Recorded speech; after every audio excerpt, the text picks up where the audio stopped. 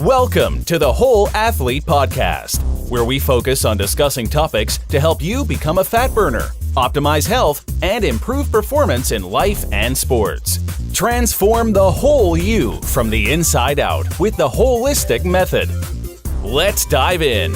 Here's your host, Debbie Potts. Hey guys, it's Debbie Potts, your host of the Whole Athlete Podcast. And one of the 8 elements of what I call the WHOLESTIC method, where we teach you how to transform the whole you from the inside out, includes sleep.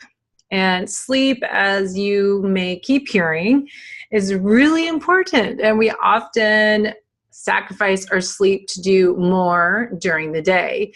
And I want to share more information to you on the importance of sleep for our repair, recovery cycle, detoxification, and also looking at our circadian rhythm when we should schedule our workouts during the day or schedule time to work and when we're more focused and when we should eat. So there's a lot of information out there. We're going to be talking today to the sleep doctor, and then in a few months we'll be talking to another sleep expert on circadian rhythm. So this information hopefully will help teach you how to prioritize sleep, as I have done the last few years. Sleep is really essential to me, and I might not go out during the week at night late and miss out on some social opportunities, but I wake up feeling good and refreshed, and I'm more aware of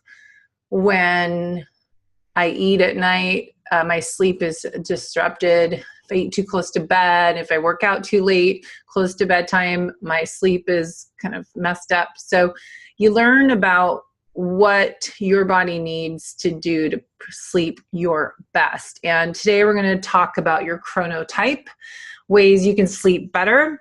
And we are talking to Michael Breus, Dr. Michael Breus, who's a clinical psychologist, and he's also a diplomat of the American Board of Sleep Medicine and fellow of the American Academy of Sleep Medicine. He's on the Dr. Oz show. He's the author of The Power of When and the author of the Sleep Doctor's Diet Plan. You can find more information about him on thesleepdoctor.com.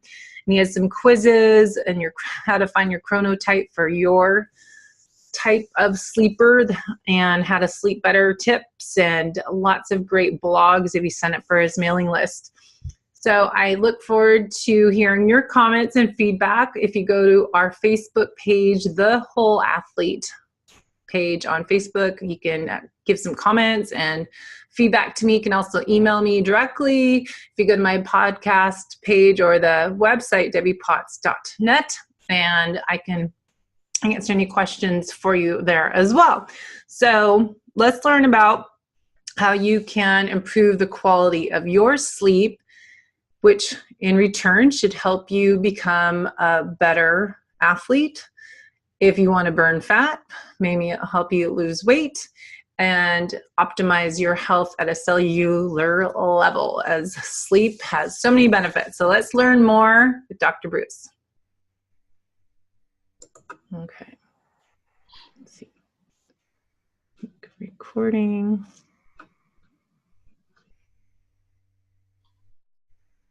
All right. Hey, everybody. I've got our guest on the show here. We've got the sleep doctor, Michael Breus, and he is going to help us learn why we need to sleep better. And we're going to talk about our chronotype. So thanks for coming on my show today to talk about one of the 8 elements of the WHOLESTIC method, how to transform the whole you from the inside out. The main one is sleep. Absolutely. Thanks for having me. I'm excited to be here. Well, we target endurance athletes, but it's also people I find that are just trying to get healthy as we get older and how to, as I say, improve the aging process, so longevity. And people are going busy days every day, just, as I say, living life as a race. And I think sleep is often sacrificed part of our journey. So kind of talk about how you got into specializing in sleep and being the sleep doctor you're Dr. Oz show. You've written 2 amazing books. So talk about your journey of having this as your passion and purpose. Sure, of course. So I didn't grow up saying to myself, I want to be a sleep doctor Yes. when I grow up. That was not part of the plan. So here's basically what happened is it was rather serendipitous. It really wasn't a planned thing. I was completing my PhD in clinical psychology at the University of Georgia, which is where I did my graduate work. And I was doing half-time in the clinical psychology department and half-time in the sports psychology department. For getting a clinical PhD, you have to do a 1-year residency, not too dissimilar than what you see a medical doctor do.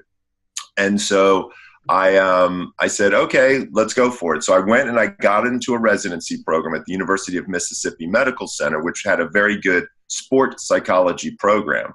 But my first rotation was not in sports psychology. They asked if anybody was interested in the sleep laboratory rotation. And I thought, well, sleep is cool. Sounds interesting. I mean, I sleep every night. This sounds like something that could be fun. Let's check it out. And so it turned out to be my first rotation because the sports psych one was full. And by the 3rd day, I absolutely fell in love with clinical sleep medicine. And I knew that was where I wanted my career to be. You know, I have a very unique job. I get the opportunity to help people in 24 hours sometimes. Wow. Very, very few clinical psychologists see those level of treatment gains that quickly. If I can recognize apnea in someone in literally 24 to 48 hours, I can change their life. It's pretty cool. And it's incredibly rewarding. And I got into it almost 20 years ago at a time where there weren't a tremendous number of sleep laboratories. I think as my board certification was, I was like somewhere in the 1,200 range in terms of the number on my certificate. Like there were only 1,200 other people who had ever actually gotten board certified in clinical sleep disorders. And also I took a little bit of a different route because I'm a PhD, not an MD. There was a small window of time where you're allowed to, as a PhD, take the medical board. And so there was a 4-year window. I got into that window and I passed. So what ended up happening, which was great for me, is I'm one of only 168 psychologists who've ever actually done that. Then they closed the window, so now we can't have any more. So there is an entire PhD sleep test that can be taken, but it's very different than the medical one that I took. And since then, I've been an actively practicing sleep specialist. I've been fortunate. I've written 3 books and had a lot of fun with it. My most recent book is called The Power of When, and it's all about these things called chronotypes, which we'll probably talk about in a few minutes. Love it. But I also do consulting to major corporations. I work with hotel chains, cruise lines, product manufacturers, things like that. I see patients about 1 day a week now. And the patients that I see, it's a very specialized concierge type of situation. So I work with, for example, your crowd might be interested in with athletes sometimes. So I'm about to start working with an Olympic sprinter about working on his schedule, jet lag, how to get him good sleep the night before a race, things like that. And so it's very, very specialized now what I do. I don't have a clinic any longer where I see sleep apnea patients and things like that. But I feel like it's great. I have a great opportunity to really be able to affect a lot of people in a lot of ways. Well, I love that. And that's what question I love to ask my guests on the show is, what's your passion, purpose, and impact? You know, what's your why? Because everyone has a story, and hopefully we all love what we're doing and find out what our career is that makes us happy and that we thrive and feel alive versus, I hate going to my job. So it's every guest seems to have a fascinating story that brought them to this position they're in now and what their journey is. So thanks for sharing. Yeah, thanks for having me share it. Well, I'd love to kind of get started in what are, how does sleep impact our health? Just obviously we know some things, but kind of what are some main factors that impact our sleep, impact our performance and our health? Well, sleep affects every organ system and every disease state. Literally everything you do better with a good night's sleep. So when we're talking about sleep, it's so funny because when people talk about wellness, at least in the last probably 5 or 6 years, they're always talking diet, exercise. They're never mentioning sleep. And what we know is that sleep really helps people in some very significant ways. On the physical side, we know that, as an example, cancer cells multiply faster the more sleep deprived you are. Let me repeat that. Cancer cells multiply faster the more sleep deprived you are. We're talking cancer here, right? We're not messing around. We're talking about one of the biggest diseases to affect the human race ever.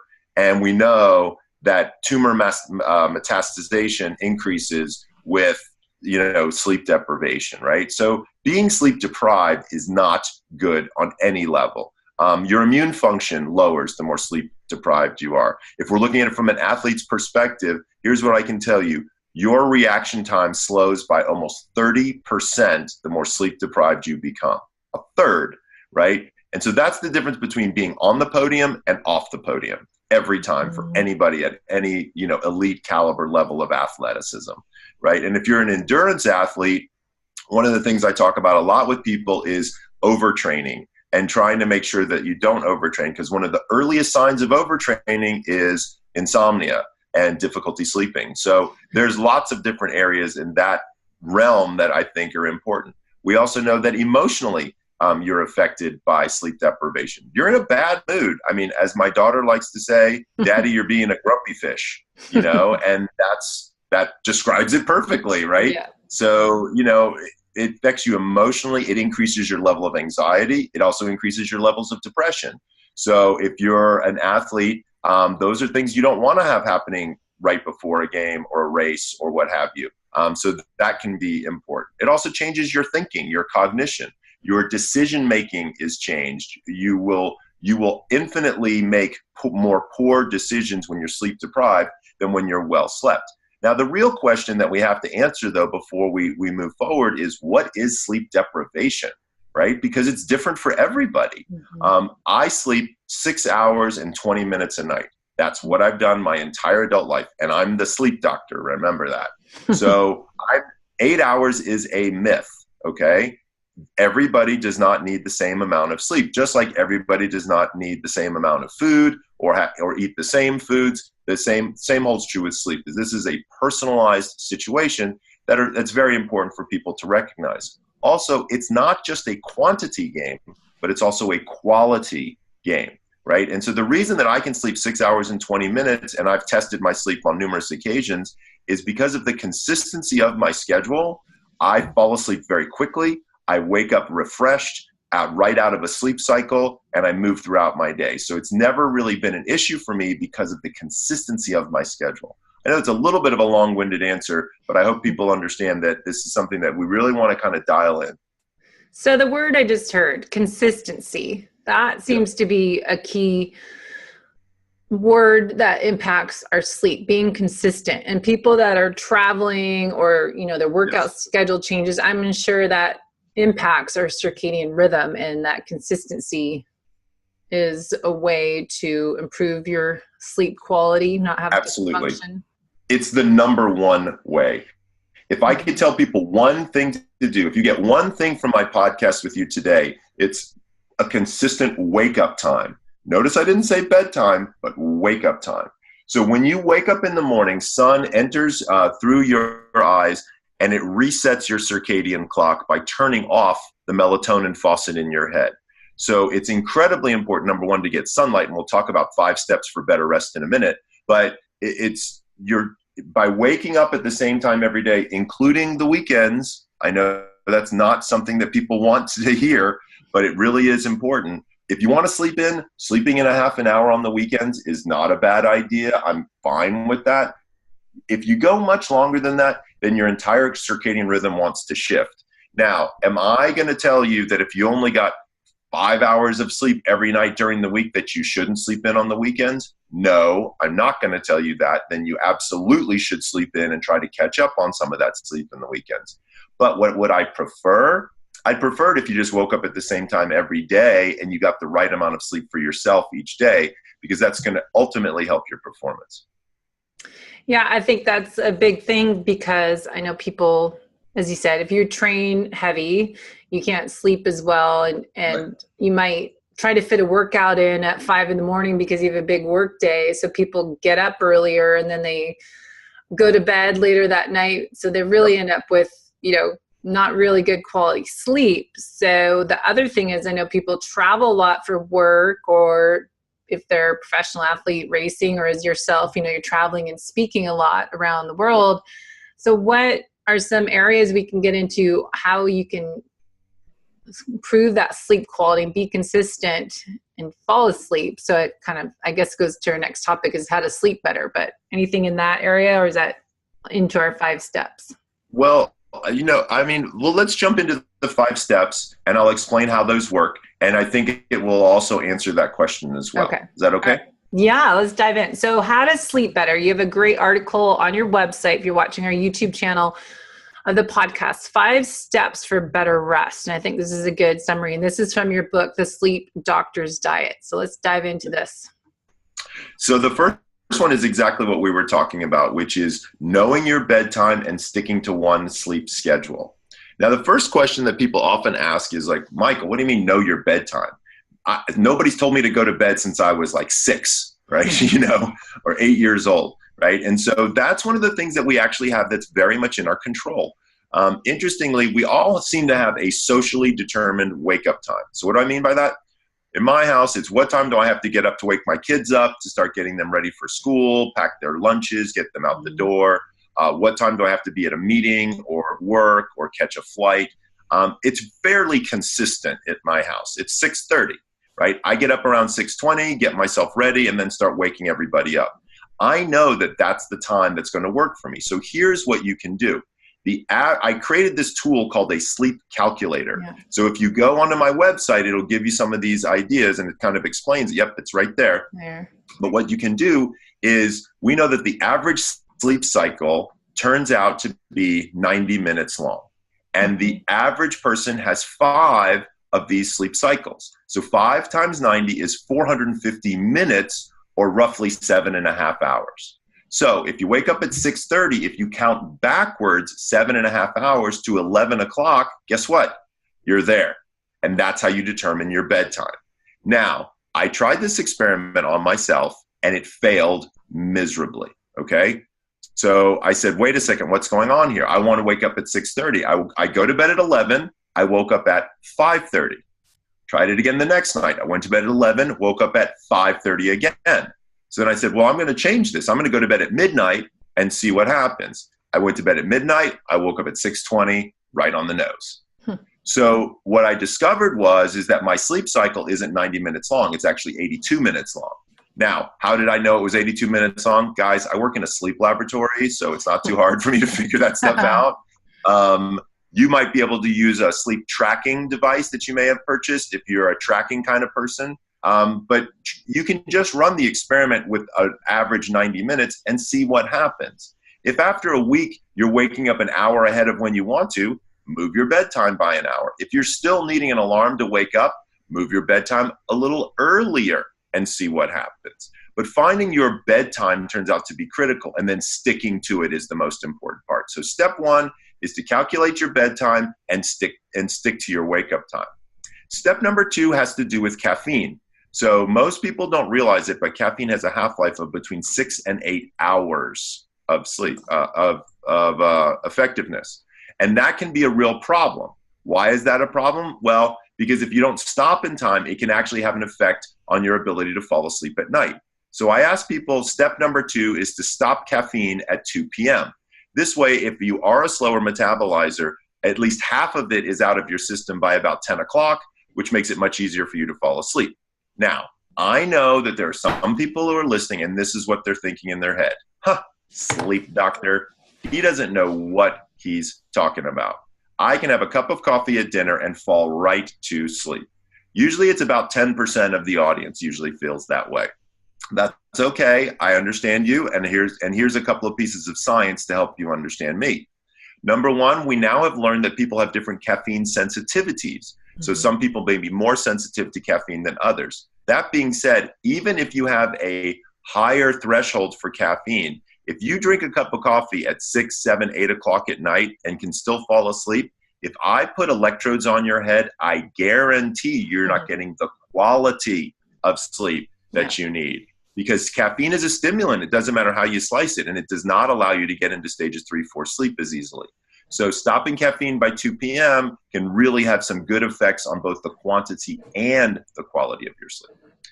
Step number 3 has to do with alcohol. As we have now discovered, alcohol is the #1 sleep aid in the world, and it's not a good one. There's a really big difference between going to sleep and passing out, right? We want to avoid the passing out, and we want to keep the going to sleep. But alcohol does a couple of things. Alcohol keeps you from getting into the deeper stages of sleep. It also dehydrates you. Remember, alcohol is a diuretic. And in the middle of the night, after you've digested the alcohol and the sugars in it, it actually wakes you up to usually go to the restroom. So my method is to stop alcohol within 3 hours of lights out. So if you, and you should have, remember, it takes the human body approximately 1 hour to digest one alcoholic beverage. So look, I'm not saying don't drink alcohol. If you want to have a couple of glasses of wine or beer or spirits with your meal, go for it. But give yourself 1 hour for each beverage before lights out. So if you have 2 glasses of wine, you're done at 8 o'clock, then your bedtime is 10, you're rocking and rolling and working well. Step number 4 has to do with exercise. I'm sure I don't have to tell anybody who's watching this podcast or listening to it rather, that exercise is something that they need, because exercise is the single best way to improve the quality of your sleep. However, we have discovered that there are some people where if they exercise too late in the day, it raises their core body temperature. And in order for melatonin to be produced by the hypothalamus and the pituitary gland, or rather the pineal gland, what you have to have is you have to have a lowering of core body temperature. If you stop exercising 4 hours before bed, your core body temperature will be able to continue to reduce and allow that process to occur. So step number 4 is stopping exercise 4 hours before bed. Step number 5 has to do with that sunlight we were mentioning earlier. And I say give the sun a high five every morning, meaning getting 15 minutes of sunlight. Now, if you're living in Seattle or in that area, it's kind of cold outside, so it's okay to get your sunlight through a light box or through just sitting in front of your window, having your morning cup of coffee or what have you. But make sure that you get 15 minutes of light every single morning. It turns off the melatonin faucet in your brain. It clears the brain fog from your head, and it really helps your day. So in summary, step 1 is to have one sleep schedule and stick to it. Step 2 is to stop caffeine by 2 p.m. Step 3 is to stop alcohol 3 hours before bed. Step 4 is to exercise daily, as long as your doctor says it's okay, but stop exercising 4 hours before bed. And step 5 is to give the sun a high five every morning, meaning getting 15 minutes of morning sunlight. So I love that. Those are great tips, because we just did a Primal Hack podcast recently, and we're talking about morning walks and daylight sunshine exposure. So it's so important for the melatonin production and getting outside. And it's funny, in the wintertime, and I was coaching someone on East Coast, and they had, a very cold winter and lots of snow. And I realized people are inside all the time, and they don't get outside and get vitamin D, and they don't get any outdoor exposure at all. So I think wintertime, that's when we look at that red light therapy and other ways to get the melatonin. So do you find that more people have sleep disruption in the wintertime when you think we'd be getting more sleep? Well, so it's interesting, because of the lack of sunlight, we also see something that occurs called seasonal affective disorder, or SADS, which is a situation where some people can get the winter blues, if you will, and that can definitely have an effect on sleep. And just not having as much sunlight and that regularity to the sunlight exposure can absolutely change the way you feel during the day, as well as how you sleep at night. Because I have heard that we should, your body wants to go to sleep when the sun goes down and then wake up when the sun rises. So in wintertime, you think we'd be sleeping a lot longer than in summertime. It's light till 9:30 at night some months. And so you go to bed later. Like if you're like me, I get up at 4:30 to go to work. So I find the wintertime, I could go to sleep at 7 p.m. And then summertime, I'm up until 9. But so the daylight impacts my circadian rhythm. Of course. So the other thing is genetics. I've been studying genetics and learning about DNA Fit to be a coach, and Dr. Ben Lynch's program and 23andMe, and getting into all of that side of it, and epigenetics and the sleep, the caffeine and the alcohol if you're slow or fast metabolizer. So you're saying with the caffeine, when to knock it off.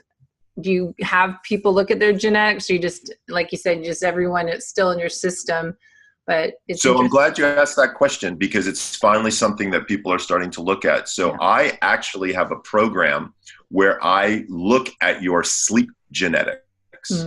So I have a way that if you, for example, I have many of my clients where they have done 23andMe or Ancestry.com or something like that. Yeah. I then take that data and I run it through a separate algorithm with a different group, and I look at 74 different sleep-related markers.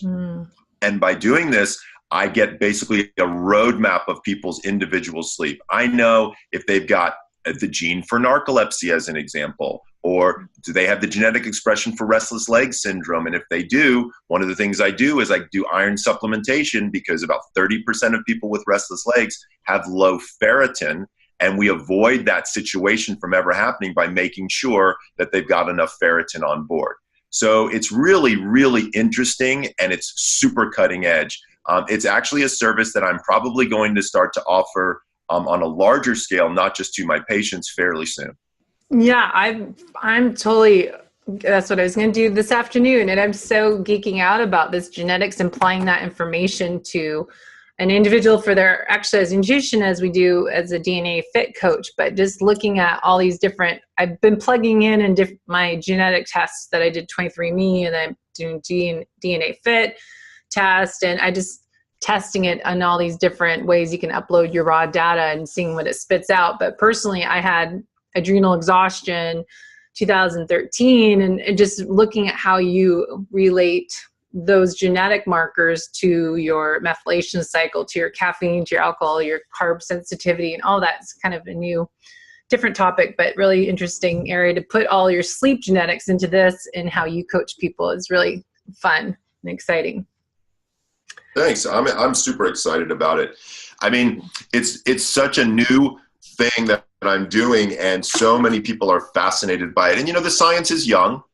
Right? We're still trying to understand what it all means, but boy, having some of this data is really compelling, and it makes you really think through some of the older ideas, like everybody needs to get 8 hours of sleep. Yeah. That's just simply genetically not true. Yeah. And understanding what your chronotype is, and what does that involve and what does that entail becomes a very important aspect as well. So it's very interesting as we kind of start to walk down the path and understand what's going on with people's sleep, to have these data in front of us, because then we can certainly be a lot more accurate. Yeah, that brings us into the next topic, a chronotype that we finished. Kind of went over the chronotype in my program I did with Ben Greenfield, his new Keon Coach program. And one of the first things we did in our 6-month program was look at your book, The Power of When, and the chronotype test that you do. So let's dive into that. I love this information to really individualize how much sleep you need, and when to exercise, when to eat, when to focus on work and your creative side and all that. So kind of go into what chronotype is. Sure. So many people may not have heard the term chronotype, but in fact, they know what it is. So if you've ever heard of somebody being called an early bird or a night owl, those are chronotypes. And so what I've discovered is there are many different philosophies on chronotypes. Some people think that there's only 2. Some people think there's 3. There's one group that thinks there's 10.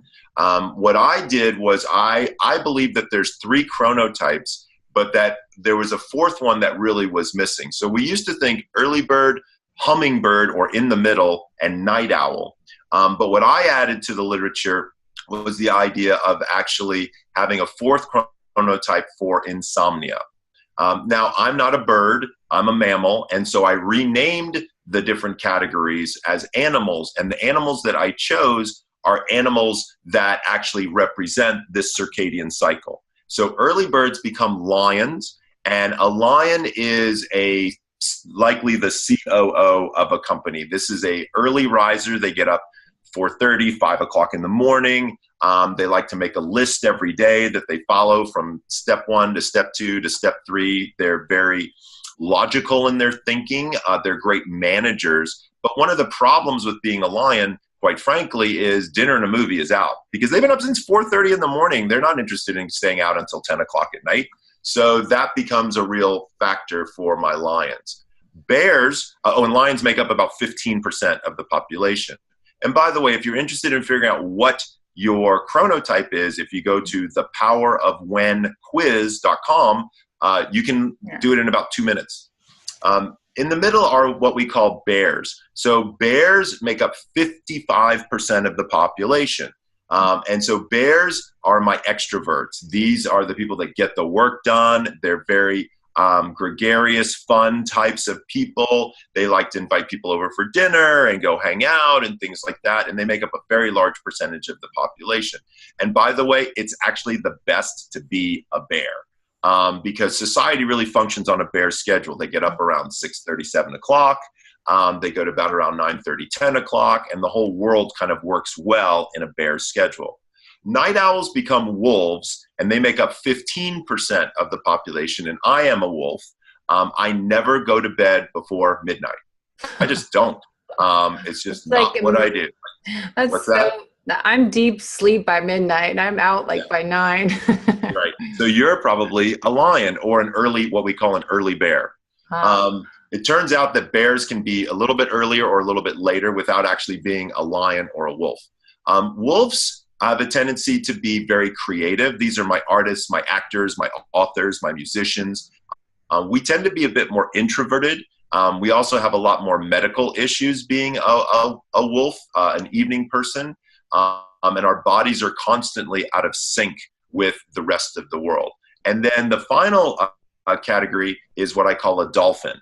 So a dolphin, and the reason I chose dolphins is because dolphins sleep unihemispherically. So half of their brain is asleep while the other half is awake and looking for predators. And I thought that was a good representation of what insomniacs who are never quite getting to sleep, would be represented by. My dolphins are a lot like my lions, but they have a level of anxiety that's very difficult. So they're type A personalities. They get stuff done. They have a tendency to get up early, but they also have a level of anxiety where every project that they work on is never quite finished. And their work, they try and they try. Whereas if somebody looked over their shoulder and looked at their work product, they'd be like, oh my God, this is amazing. This person would say, oh, it's not even close to being done, right? Because they're perfectionistic in a lot of ways. And they are self-diagnosed as having usually some level of insomnia type of problem. They may have anxiety as an issue as well, and they try to cope with that in a lot of different ways. Now, this is not necessarily an idea that's brand new. If you look back, way back in the days, even in caveman days, there were really 3 types of individuals. There were the hunters who would get up early and go out and hunt. There were the villagers who took care of the village during the day. And then there were the sentries who would guard the village at night. And that really represented the lions, the bears, and the wolves. It really wasn't until Thomas Edison invented the light bulb and we got the Industrial Revolution that we really started to see insomnia start to become more prevalent. Yeah, I came out as a dolphin when I did the test, and I kept trying to do it again and again, see if it'd be different. That was about 6 months ago. So I'm interested to see if I come out to be a lion at all. So how does it work? What's interesting is everybody I've ever talked to who takes the quiz more than once is always a dolphin. Because we're type A and want to get it right, be perfectionists. Exactly. So I don't need to do the test again. Probably not. By the way, it's all genetic. So what we know is that this is based on the PER3 gene expression. But what I will tell you is the book was primarily written for dolphins. And once dolphins really start to understand their circadian rhythm and lock them in, a lot of times their true chronotype can come out. And I have absolutely seen dolphins turn into lions based on getting their sleep schedule straight, lowering their anxiety, changing their eating habits, and exercise as well. So all is not lost, I promise you. Okay, so we take the quiz, say we learn that we're a dolphin, then what do we do with this information and how can you help us? So when you take the quiz, you'll actually get a report back from me that describes what it is, and it'll give you several recommendations. Of course, the book can be incredibly helpful. So I always recommend to people to get the book because I actually take 50 different life activities and I tell you what time of day you would do them best as your chronotype. See, what's fascinating is, as an example, if you're a lion, your melatonin stops at like 4:30 in the morning. But if you're a wolf, your melatonin doesn't stop until 7 o'clock in the morning. So your entire biological clock is different depending upon which chronotype you are. And what I discovered was if you took that information and you looked at where people's hormone levels were naturally, you could actually show them what time of day is the perfect time of day to do something. And I listed 50 different activities. It's everything from when to have sex, eat a cheeseburger, ask your boss for a raise, you name it. That's what's interesting. And so you can take that information and maybe rearrange your work, life, exercise schedule based on when you're going to perform your best. Exactly. And I've even had people, give this to their boss, and then their boss says, oh, well, let's change your meeting time. If you're a wolf, instead of having a Monday morning at 8 o'clock meeting when your brain is not even awake, let's have it on Thursday at 4 o'clock when you're primed and ready to go. And people are reporting back to me, nothing scientific yet. People are reporting back to me, hey, my productivity levels have changed dramatically. So what are some signs and symptoms of people not following their chronotype schedule? So obviously you're just saying fatigued and you're not thinking clearly in a meeting, but what are some common things people come to you for that, you can help them with this type of genetic? So one of the first things that happens is when people come to me, and I'm an insomnia specialist, is that they say they can't sleep. They say they can't fall asleep. The very first thing I try to figure out is maybe you're going to bed at the wrong time for your chronotype, right? And so if you're a wolf and you're telling me that you're getting in bed at 10 o'clock, I know you're not going to fall asleep for a couple of hours because your brain doesn't want to, right? You're going against that. And so that makes it difficult for people. The same holds true with some of my lions. They say, I wake up at 4:30 in the morning and I can't fall back asleep. Well, let's take a look at that. Once we discover that they're a lion, okay, well, that's what your body wants to do. Now, the truth of the matter is can we shift those? We can. We use light and melatonin, and we can actually shift those. However, you have to shift them every single day. So my philosophy is it's much better to know what your chronotype is and stick with it. That way you're kind of not going against Mother Nature, if you will. Mm-hmm. Yeah, so supplements, you mentioned melatonin. What do you feel that people that need help improving their sleep, do you use melatonin and any other this is a great supplement? question. So first of all, melatonin is a hormone. Let's be very, very clear. It's not a vitamin. It's not a mineral. It's a hormone. You wouldn't walk down to your local health food store and buy testosterone, right? Or estrogen, but you can buy melatonin. That's number one. Number two, melatonin is not regulated by the FDA. So I could make it in my garage and I could sell it at the local health food store, and that would be a perfectly legal thing to do. So you always have to worry about the quality of the substance that you're getting. Number three is there was a study that was done about 1.5 years ago where they investigated all of the different melatonin brands, and they discovered that almost all of them were inaccurate in their dosing. So they might say there's 3 milligrams in the pill, but there might be 5 or there might be 2 or something along those lines. Also, the dosing, in 95% of the cases, the dosing is incorrect. According to the work out of MIT and Dr. Tillman, what you discover is in order to reach plasma concentration levels for it to be effective, you only need between 0.5 and 1.5 milligrams of melatonin. That's it. Most people are taking 3, 5, and 10, which is, 2, 3, and 5 times the amount of dosage that you would really need. And that's when you get side effects like nightmares. Also, melatonin can affect blood pressure medication. So if you're taking blood pressure meds, you need to talk with your doctor before you take it. Finally, melatonin should not be used in children. I can't think of anything worse than adding a hormone to a young, developing female body. It's not a great idea. So over the age of 18 is when people should be considering to take melatonin. Now, that being said, there are 2 caveats here. One is if you have a child that is on the autism spectrum, there is a lot of data to show that 3 to 4 milligrams, which is a very high dose, works very well in that patient population. It's something you would want to talk with your doctor about and really understand before you institute it, but it's something you can think about. Also, we have a tendency to see that somewhere between the ages of 50 and 55, we start to see a natural decline in the production of melatonin. So a lot of my seniors and people in my age range, because I'll be 51 next week, are starting to take melatonin on a regular basis. Now, if you're not sleeping well, should you take melatonin? Well, it kind of depends. Remember something, melatonin is not a sleep initiator. Melatonin is a sleep regulator. So melatonin doesn't make you feel sleepy, but it tells your body it's time for bed. Those are actually 2 very different processes that are important for you to understand. So if you're thinking about taking melatonin, one of the first things I would do is go to my website, thesleepdoctor.com, and read my blog on melatonin so you really know and understand everything there is. Then you would take it roughly 90 minutes before bed. You would only take between 0.5 and 1.5 milligrams, and you need to make sure to check with your doctor to make sure that it doesn't interact with other supplements or the medications that you could be taking. This will, within 90 minutes, make your body ready for sleep. Not sleepy, but ready for sleep. Then you have to make sure that it coincides with your overall level of sleepiness. Great information. Now, do you have time for a couple more questions? Right. Fire away. Okay.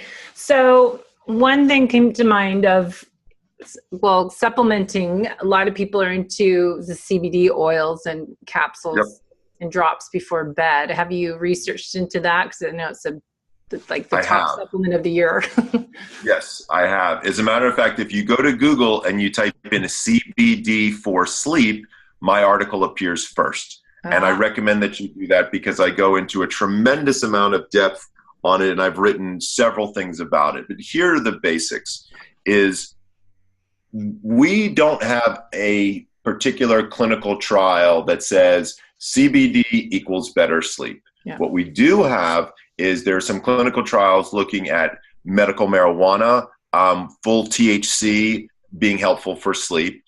We do also know that CBD can help with inflammation. Now, what does that mean? That means you need to be taking the right dose every night for several weeks before you're going to start to see an anti-inflammatory response. That being said, if you are taking a good dose, and by the way, I don't know what the right dose is for different people. That's going to depend upon your gender, your age, and your weight. You're going to want to look that up or talk with a doctor about that. But if you are taking CBD and it does reduce inflammation, I would argue that it could be helpful for sleep. Interestingly, there's another constituent of marijuana that's actually even better for sleep, and it's called CBN. And it's very expensive. It's not in every single supplement in the universe like CBD is turning out to be. And in full disclosure, I have my own line of supplements that has CBD and melatonin in it, and we found it to be extremely effective for people. That'd be interesting to test out. I've been trying that with a melatonin when I feel like I'm more overtired or trained too much, and adding that with the CBD drops that I've had.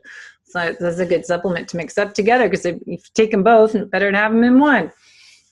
Yep. Okay, sugar. So obviously we talk about metabolic efficiency, low carb, high fat, and kind of dabble into ketosis. So how food, one, eating close to bed, as you said, is a big thing.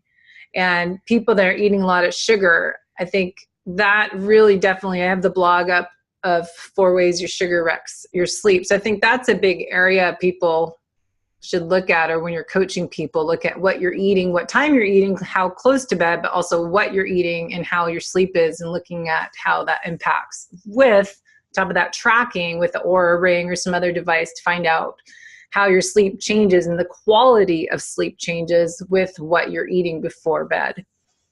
Right. So first of all, you should never go to bed hungry. That's number one, because it's difficult to sleep if your stomach's bothering you. But you also shouldn't go to bed on a full stomach either. There's some data to suggest, depending upon what you eat, it can have an effect on your sleep. For example, acidic foods like red sauces or spicy foods can give you indigestion, can also cause gastroesophageal reflux, both of which can be very disruptive to sleep. When you're looking at sugar per se, a little bit of carbohydrate is not a bad thing. So when you look at the data, it's pretty interesting. But people who carbo load before bed actually sleep better. And so one of the things that I recommend for people is like a 200 to 250 calorie snack. And it would be about 70% carbs and about 30% protein. You wouldn't want it the other way around. You don't want to eat a big protein bomb before bed. Number one, it's not easy for your body to digest. Yeah. And it's much better to have protein in the mornings for brain fuel, because you really don't want your brain to have you don't want your brain to be too activated. So maybe getting like an apple with some nut butter on it, or some cheese and crackers, or a non-sugar bowl of cereal would be those types of things that I think could be very good for people if they're having difficulty getting their nutrition before bed. Now, again, that being said, what you don't want is, you don't want, cakes and cookies and pies and, dessert type things right before bed, because now what you're doing is you've got the wrong kind of carbohydrates.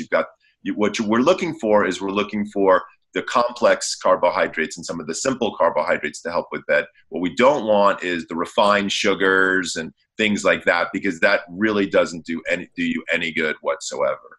So having a space before bed where you've had your snack, your body is satisfied, and it's been digesting, is probably going to be overall one of the best things. But if you're really interested in sugar and sleep, check out the blog, because there's some pretty interesting information in there as well. Yeah, I have to come back and read this one. Okay, 2 more questions, as I know I'm over time. Intermittent fasting is a major one, and then nitric oxide nasal breathing, talking about that. So I don't know anything about nitric oxide for sleep. That's not an area that I've actually done any research in, so I'm probably going to defer that question. If you're talking about intermittent fasting, I have a lot of thoughts about that, and I actually wrote a blog called Intermittent Fasting and Sleep. Because I try to find the most trending topics and then relate them to sleep so that people can, get a lot out of it. Here's the bottom line: is I love intermittent fasting. I think it works well, but you can't go to bed hungry. So understanding what your chronorhythm is, and then fasting, or rather eating your meals during the period of time when your chronorhythm is available and you're still going to have enough time before bed is going to be important. I talk about that quite a bit in this intermittent fasting article, but the basics of it are like this.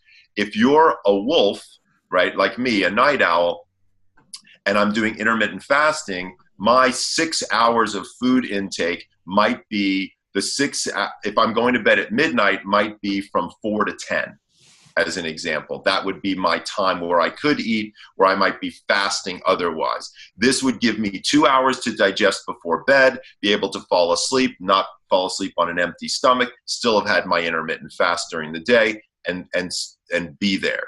But if you're a lion, that number might be very, very different. So for a lion, you might have to look at eating your last meal. If you go into bed at 9, then you would be eating from 7. So let's say from 1 to 7, if you were doing a 6-hour eating period.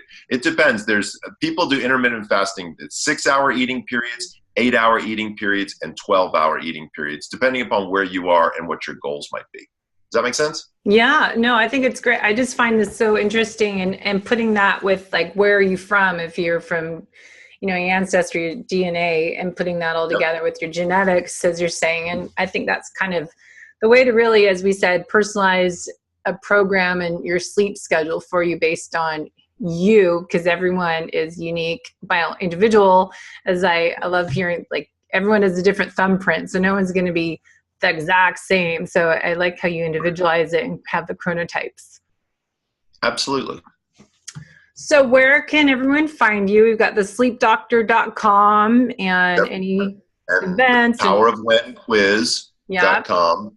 Those are my two main sources. I just recommend that people check out the website. There's a ton of great information. Go to the blog section. If you search, you can search almost any supplement ingredient, and I've done a full monograph on what it is and how it works. As you can tell, I do stuff on very trending topics like intermittent fasting. I've got one on keto and paleo diets. I just released one on sugar. What's that? The float tank one I want to read too. I missed that one. There's one about float tanks. So, it's very interesting, and you have to really dig for the science. And in some cases, there is no science, and I'm the first person to call it out. In other cases, there is plenty of science. So I encourage people to read, become more educated, because I truly believe that the more you know, the better you sleep. And the sleep courses you have, as well as the quizzes and books and products, improve your sleep quality and solve your insomnia without pills. That was another question I get to. So go to here, because I know a lot of people take sleep medication. So we can't get into that now, but just that's a great topic to go into, another show to do. Absolutely. Maybe we'll do another show. We'll talk about that. How about that? Because I hear that all the time with clients. They're on these sleep meds and they can't get off of them. So thank you so much. Hard. Everyone should read your book. It's great information, how to really figure out your chronotype, just plan your day and figure out how to maximize your sleep and improve that quality of sleep, being consistent, and read this blog and with the tips how to sleep better as well as a quiz. Absolutely. All right. Well, thank you so much. Enjoy the rest of your day, and we will stay in touch. Make sure you sign up for his blog, you guys, because that's how I keep track of all this new information coming out with him. You have great blogs. Thanks for listening to the Whole Athlete Podcast. If you have any questions, feedback, or topic suggestions, let us know on Facebook or at wholeathletepodcast.com. You can help us continue and grow by leaving a review on iTunes. Thanks again, and see you next time.